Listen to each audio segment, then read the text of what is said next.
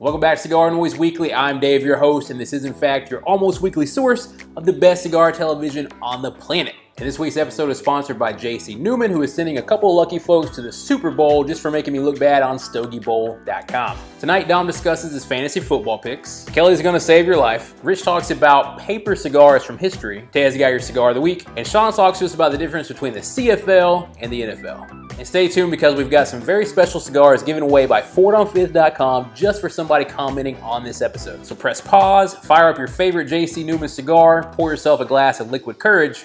It's time to make some noise.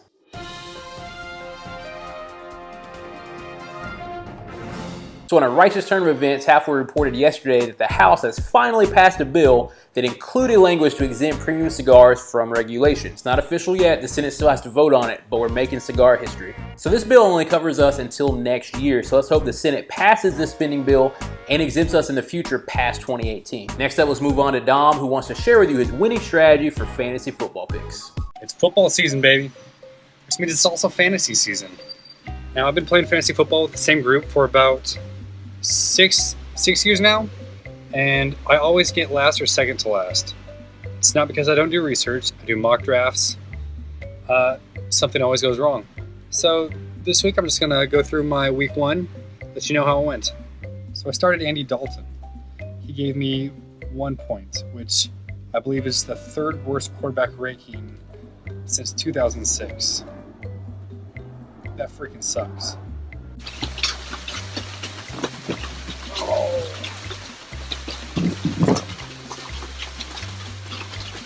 Luckily, I played the Los Angeles Rams defense, which gave me 28 points. I think they were expected only 6.75 or something, so that was a huge bonus. Kind of made up for Dalton's. You know, if Dalton were a cigar, he would be that pumpkin-infused nub cigar. Which is the worst cigar I've ever had. On my bench, I had Kenny Golladay, the rookie wide receiver for the Detroit Lions, and he scored 20 points. Those are 20 points that didn't go to my team because they're on my bench, and I think he doubled the score of all my wide receivers combined that I played. So now, if Keenan Allen and the Denver kicker can score a combined 40 points, I can win. It's not going to happen. The thing that sucks the most is I really love to trash talk, and I can't if I always lose. The week I win one game, I just tear apart my opponents. I go to all their social media and just post terrible pictures of them I took from back in the day. Because I only get like a few weeks of that. I always have a losing record. Not this year. So what are some of your roster woes of week one? Just start Le'Veon Bell. He gave you 6 points? You probably picked him first. That sucks.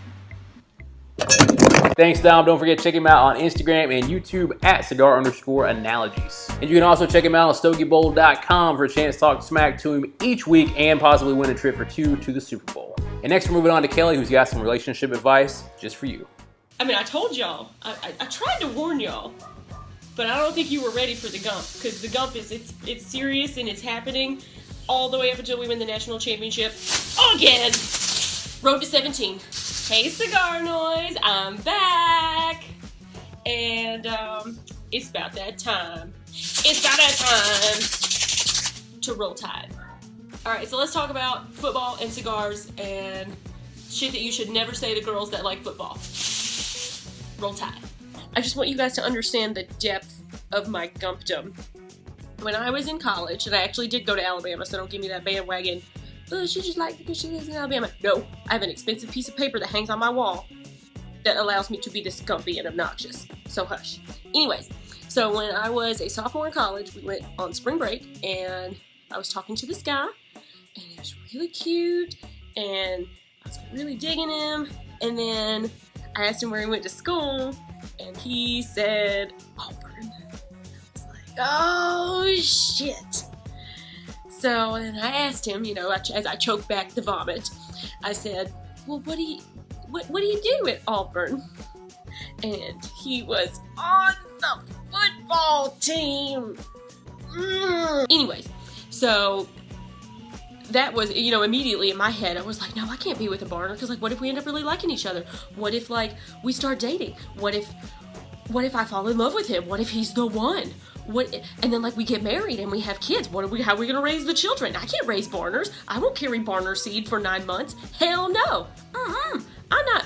So we're just gonna nip this shit in the bud. You don't even get my phone number. Rule number 1: do not refer to the teams by their colors. For the love of Christ, don't sit there and look at her and go, okay, babe, we're the red team, and the team we want to beat is the orange team. So the red team's going that way, and the orange team's going that way, and we want to beat the orange team. You know what I mean? If she showed up in your house with a jersey and eye blacks and some chicken wings, that girl knows what the hell's going on. Don't say that shit to her. Rule number 2: please don't explain the difference between all the different positions on the field. We know what the hell the quarterback is. We know what a quarterback is. We know what a cornerback is. We know what the offensive line does. We know who the open receivers are. We know the running back. Not only do I know who the quarterback is, I know what his completion ratio is. I know if he can scramble outside the pocket. I know if he can turn. I can't stress that enough. Please don't explain the difference between all the positions because we know. Rule number 3: please don't tell me to calm down. Please don't do it.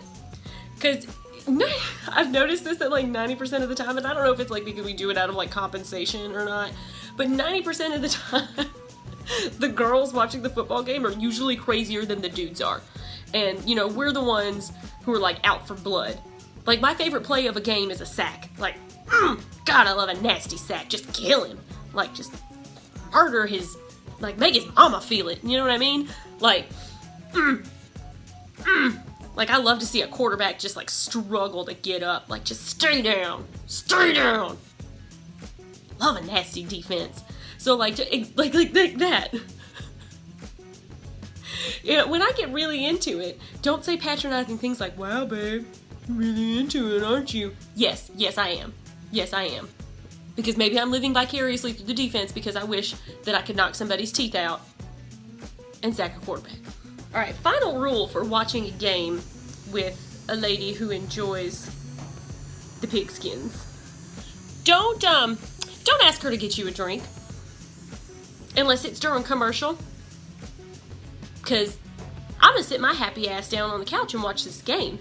And if you make me miss a single down because you need another Bud Light, if you think that I'm missing a snap so I can pop a top for you,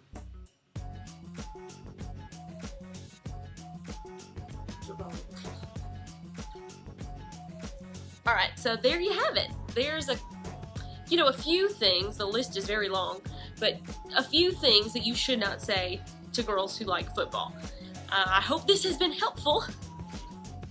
And, this might only apply if you're dating a crazy Alabama fan like me. But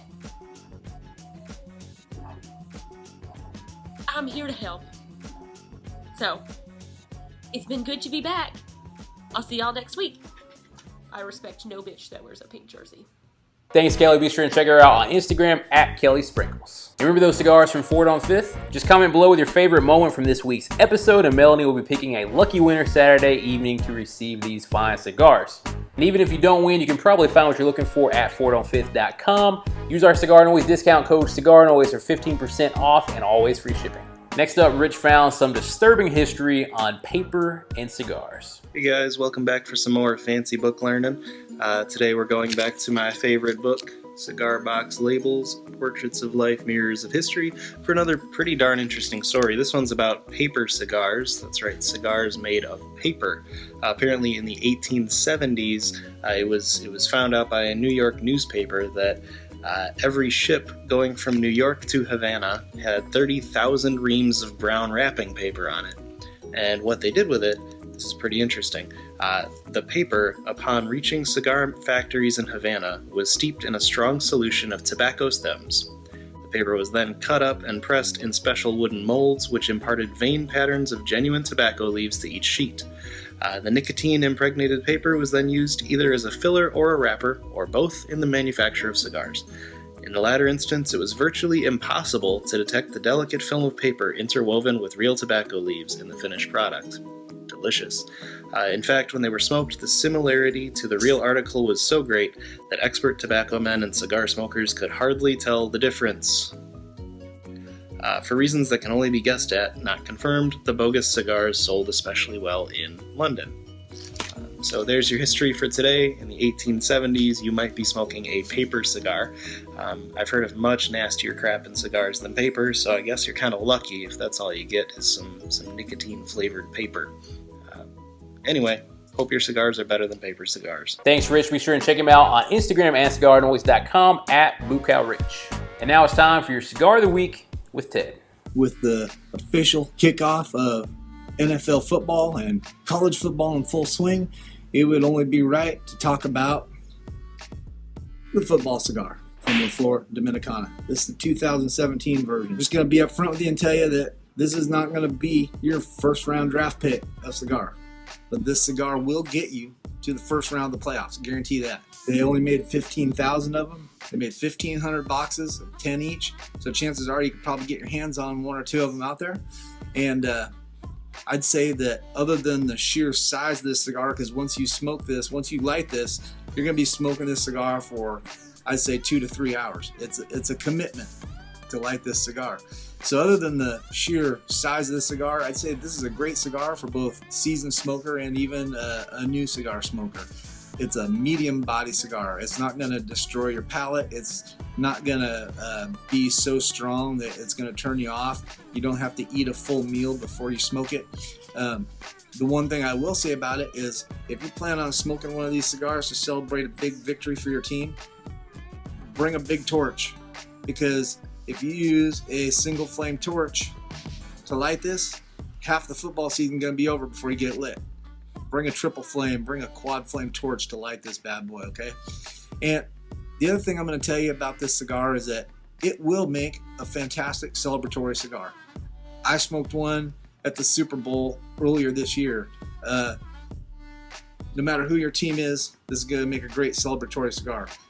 With one caveat, or maybe 4 caveats. If you're a Jets fan, if you're a Browns fan, if you're a Bears fan, or if you're a 49ers fan and you have one of these sitting in your humidor, just smoke it now. Don't wait for the big win to celebrate, because it's just not going to happen. With all the refs out there, keep the flags in your waistband. Let the boys play. It's a rough sport. It's football. Everybody out there knows what they signed up for. They don't need you throwing that flag every time somebody puts a pinky on somebody that they shouldn't put. Let them play. Yeah, there might be an occasional face mask and maybe somebody gets the occasional foot placed in the wrong spot, but that's football. They all know what they signed up for. Just let them play. CigarNoise TV. Ignore that dog in the background. We'll see you next week with your Cigar of the Week.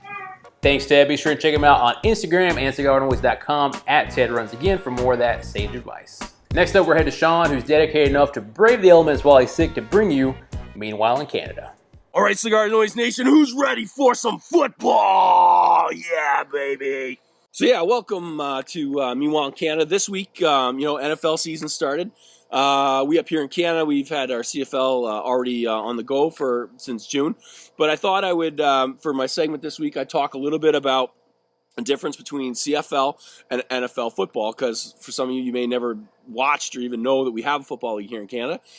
So we're going to go through some interesting or maybe not interesting facts about the differences between CFL and NFL football.